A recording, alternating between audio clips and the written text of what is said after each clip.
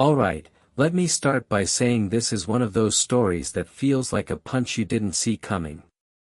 I was 23, just trying to get my life together, when I got pulled into something I never expected, a secret that turned everything I thought I knew about trust and loyalty upside down. Picture this, I'm sitting in a coffee shop, nervously checking my phone, waiting for a meeting I shouldn't be having. Across from me is Claire, my mentor's wife, offering me a job with a smile that doesn't quite reach her eyes. She leans in and says, "This stays between us, okay? Tom can't know." My stomach drops. Tom's the guy who's been my guide for years, the one who believed in me when I didn't believe in myself. And here's his wife, asking me to keep a secret from him, one that feels all kinds of wrong. If you've ever been caught between doing what's right and being drawn into something you know you shouldn't touch, you get the kind of dread that hit me right then. It's the kind that makes your heart race and your palms sweat, wondering how far this will go before it all blows up. Stick around, because this is how I got tangled in a web I never saw coming. Let me back up to give you the full picture, so you understand how I ended up in that coffee shop, questioning everything. My name's Jake, and at the time, I was living in a cramped apartment in Denver, scraping by after college with a degree in communications that wasn't opening as many doors as I'd hoped.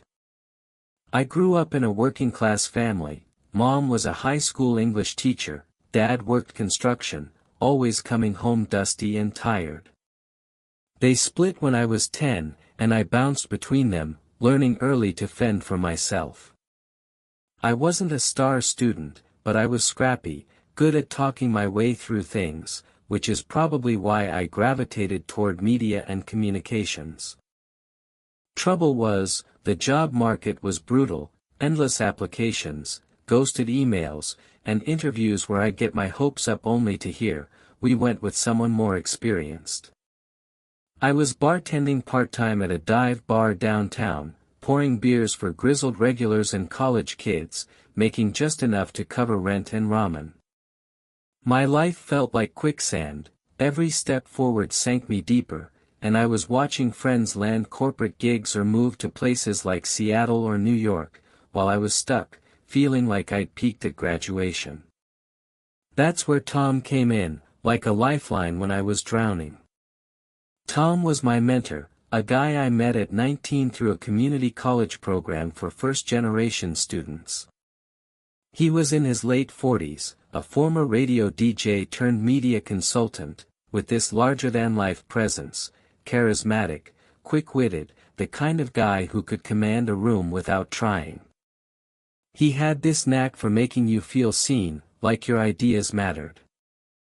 Tom ran a small consultancy, helping businesses with branding and PR, and he saw something in me after I pitched a project in his workshop, a campaign for a local nonprofit.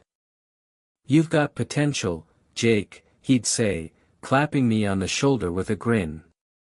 "Just need to sharpen your edges." He took me under his wing, inviting me to networking events, critiquing my resume, even hooking me up with freelance gigs writing press releases for his clients.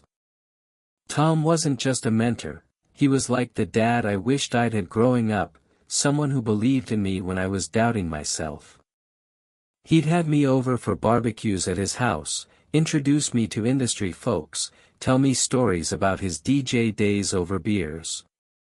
His wife, Claire, was always around too, early 40s, polished, with blonde hair and a warm laugh that put you at ease.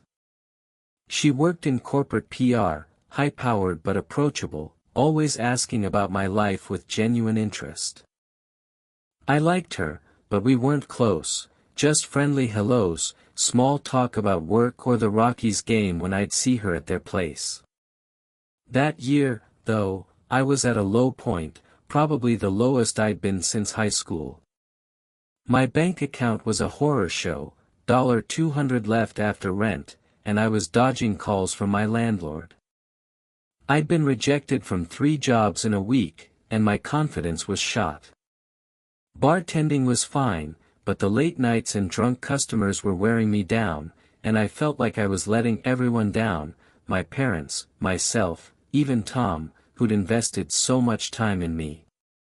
He knew I was struggling and stepped up, tossing me more freelance work when he could, even offering to loan me cash once, which I turned down out of stubborn pride. "You'll get there, kid," he'd say, but I could see the worry in his eyes. Then, out of nowhere, Claire called me one afternoon. I was wiping down the bar after a slow lunch shift, sticky glasses stacked high, when my phone buzzed in my pocket. "Jake, it's Claire," she said, her voice bright but rushed, like she was squeezing the call into a busy day. "I need your help with something, a project. Can we meet to talk? Just you and me." I was caught off guard. Claire had never contacted me directly before, it was always through Tom or at their house. "Sure, what's it about?" I asked, trying to sound casual. She dodged the question, her tone light but firm. "It's better in person. And, Jake, don't mention this to Tom yet. It's a surprise." That should have been my first red flag, a blaring siren in my head, but I trusted her. She was Tom's wife, part of the family dynamic I'd leaned on for years. I figured maybe she was planning something for him, a gift, a work event. We set a time to meet the next day at a coffee shop downtown, and I didn't think much more of it, just went back to scrubbing pint glasses. The coffee shop was one of those trendy spots, exposed brick, overpriced lattes, baristas with tattoos and attitude. Claire was already there when I walked in, looking out of place in her tailored blazer among the hipsters hunched over laptops. She waved me over, smiling, but it was tight, nervous, not the warm grin I was used to from barbecues. "Thanks for coming, Jake," she said, pushing a latte toward me as I sat down. "I've got a job for you. I'm starting a new venture, a boutique PR firm, separate from my corporate gig. I need someone to handle social media, content creation, maybe some client outreach." My ears perked up. Steady work was exactly what I needed, a lifeline to pull me out of the bartending grind. She went on, outlining the role, decent pay, flexible hours, a chance to build my portfolio. But then she leaned in, her voice dropping to a whisper, her eyes scanning the room like she was worried someone might overhear. "Here's the thing, Tom doesn't know I'm doing this. He thinks I'm happy at my corporate job, but I'm not. I want this to be my own thing, and I need you to keep it quiet until it's off the ground." My gut twisted, a cold knot forming. Tom was my mentor, the guy who'd vouched for me, given me a shot when no one else would. Keeping secrets from him felt like a betrayal, like I was sneaking behind his back. But Claire's eyes were pleading, her hands clasped tightly around her coffee cup. "Why me?"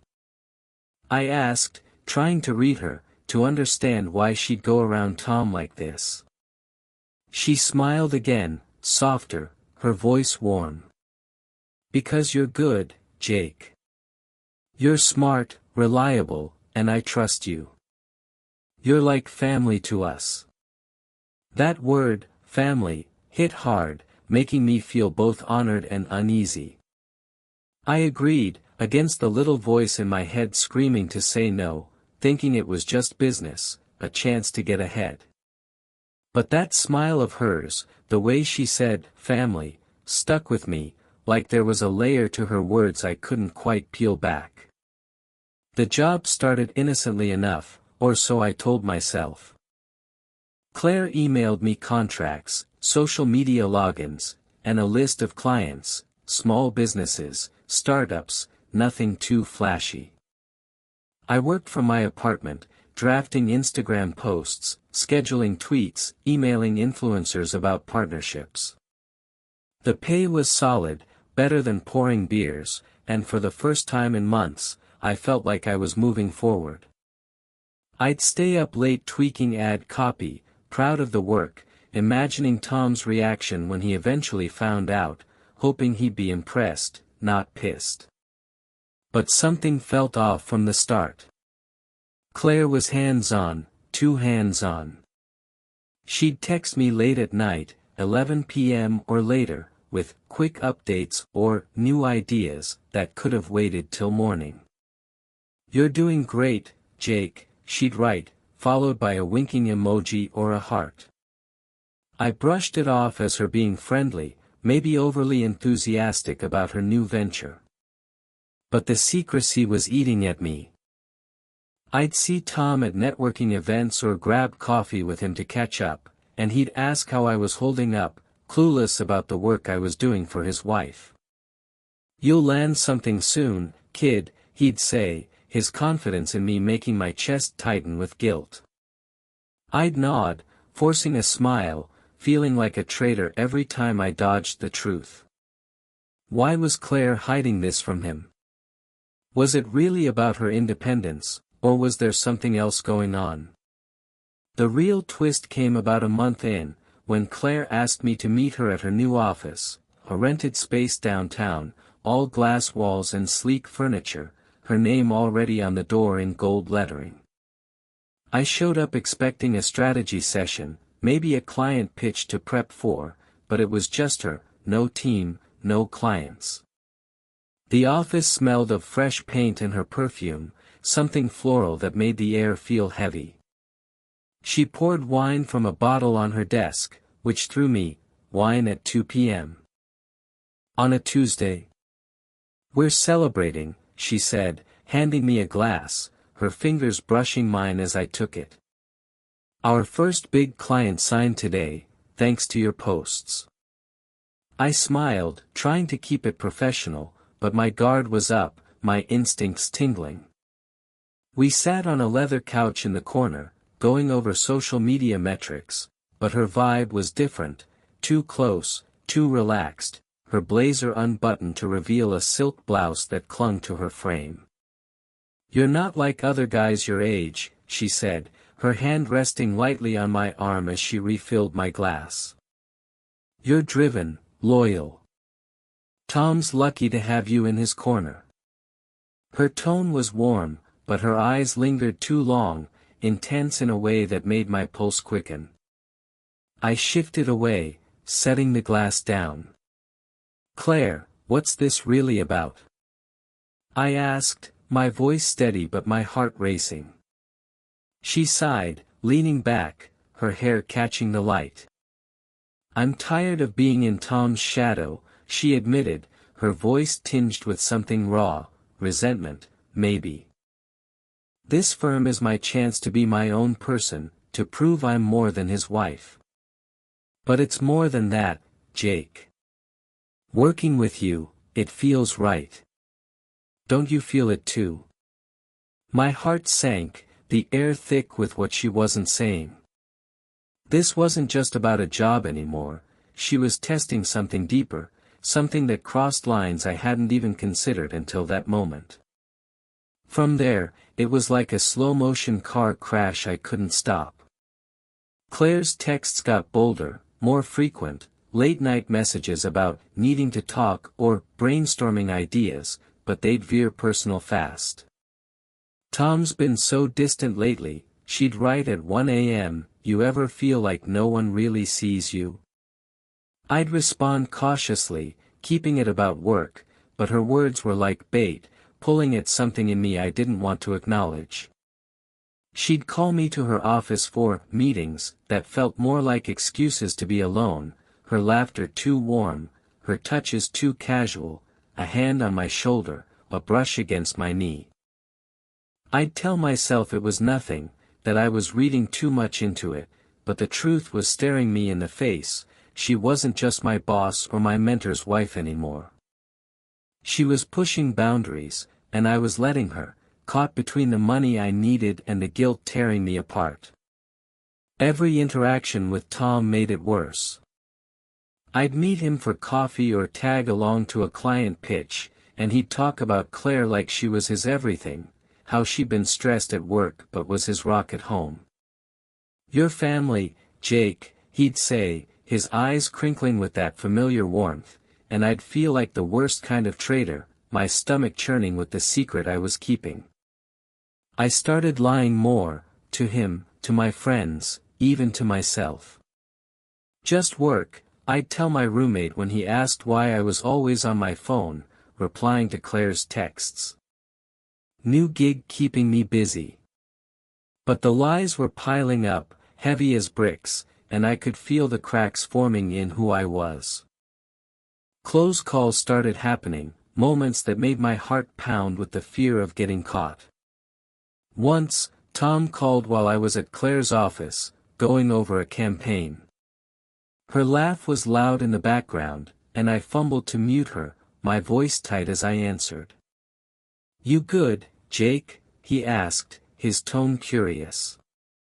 "Yeah, just at the bar," I lied, my mouth dry, hating myself for how easy it was to deceive him. The deception was changing me, turning me into someone I didn't recognize, a guy who lied to the people he cared about, who let temptation creep closer with every choice. The suspense was unbearable now, like living with a ticking bomb. I'd lie awake at night, replaying Claire's words, her touches, the way she'd look at me like I was more than just her employee. Was she using me to get back at Tom, to feel powerful in a marriage where she felt invisible? Or was this real for her, some twisted connection she thought we had? And why wasn't I walking away? The money was part of it, bills don't pay themselves, but there was something else, something I hated admitting. Her attention, her belief in me, it fed a part of my ego that was starving after months of rejection. I wasn't in love with her, not even close, but the thrill of being wanted by someone like her, successful, confident, forbidden, was like a drug I didn't know I was hooked on. Things took a sharp turn when Claire asked me to join her on a client trip to Boulder, a weekend away to pitch a new account. "It's work, Jake," she said over the phone, her voice casual but insistent. "You're vital to this. I need you there." The word "need" hit like a hook, pulling at my ego and my guilt in equal measure. I told myself I'd go but keep it professional, set clear boundaries, maybe even confront her about the weird vibe. I said yes, citing a slow weekend at the bar, but my gut was screaming that this was a mistake. We drove up in her SUV, the Rocky Mountains looming outside, their peaks sharp against the sky. The whole ride, she was chatty, flirty, passing me coffee and brushing my hand accidentally. I kept my answers short, focusing on the road, but the tension in the car was thick, like a storm brewing. At the hotel, I found out she'd booked one room, supposedly a mix-up with the reservation, but her smile when she said, "We can share, right?" told me it wasn't. I insisted on the couch, my heart pounding as I set up a makeshift bed, knowing I was on the edge of something I couldn't come back from. That night, she knocked on my door, wine glass in hand, wearing a thin robe that left little to the imagination. "Jake, let's be honest," she whispered, stepping closer, her breath warm. "This isn't just about work anymore, is it?" I froze, my mind screaming to stop, to think of Tom, to think of my own morals. But my body didn't move, caught in the pull of her gaze, the weight of her words. Loyalty, trust, everything I valued was slipping through my fingers, and I wasn't sure I wanted to catch it. I didn't let it go further that night. I mumbled an excuse, shut the door, and spent the rest of the weekend dodging her advances, keeping meetings strictly business. But the damage was done. The line had been crossed, not physically but emotionally, and I couldn't unsee it. Back in Denver, the guilt was a constant weight, heavier than ever. I couldn't look at myself in the mirror without seeing a guy who'd betrayed the one person who'd believed in him. The breaking point came a week later, at a dinner Tom invited me to at their house, just the three of us, like old times. I was a wreck, barely able to meet his eyes as he grilled steaks on the patio, talking about a new client he was excited about. Claire was calm, playing the perfect wife, but her foot brushed mine under the table, deliberate, her eyes catching mine for a split second. My heart raced with panic and shame, my fork trembling in my hand. After dinner, Tom stepped outside to take a work call, and Claire leaned in, her voice a whisper. "You're thinking about Boulder, aren't you? We could have had something." I snapped, pulling away, my voice low but sharp. "This stops now, Claire. I can't do this to Tom. It's wrong, and you know it." Her face hardened, but she nodded, a flicker of hurt in her eyes. "If that's what you want," she said, but it felt like a challenge, not an agreement. The next day, I quit the job, emailing her a formal resignation, citing personal reasons. I expected relief, but instead, I got silence, no reply, no acknowledgement. Then Tom called, his voice confused, a little hurt. "Claire told me you've been working for her. Why didn't you say anything, Jake?" My blood ran cold. She'd spilled the secret, spinning it like I'd chosen to hide it from him, leaving out the rest. I stammered through an explanation, admitting I'd taken the job to get by, that I didn't want to burden him. "I thought we were closer than that," he said, his tone cooler than I'd ever heard. I confessed everything, not the flirtation, not Boulder, but the secrecy, the guilt, how it ate at me. He listened, quiet for a long time, then said, "I need some time, Jake. Trust is everything." That was the moment I felt the full weight of what I'd done, not just to Tom, but to myself. Claire and I never spoke again, and my mentorship with Tom frayed, our meetings growing rare, formal, distant. I'd lost something irreplaceable, a bond I'd taken for granted. That secret job changed me, in ways I'm still unpacking. It taught me how thin the line is between loyalty and betrayal, how easy it is to get pulled into something wrong when you're desperate, when someone makes you feel seen.